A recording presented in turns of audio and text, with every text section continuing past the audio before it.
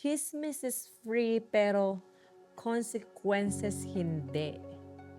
Alam mo yung tipong may narinig kang kwento about someone tapos gusto mo agad i-share sa friends mo? Pero teka, paano kung yung kwento na yon pwede pala makasakit o makasira ng relasyon nila? O paano kung ikaw naman yung subject ng chismis? Gusto mo bang ganun din?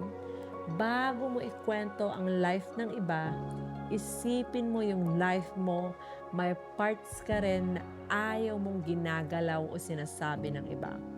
Words are powerful. Even jokes, even minor comments, pwedeng mag-leave ng mark. So next time, stop. Be gentle. Life ng iba is not for entertainment. Kindness costs nothing. Pero impact ng words mo, priceless. Kasi tunay na strength is knowing when to speak at kapag hindi, mas okay rin na tahimik lang. Promise. Maliit na effort, malaking impact.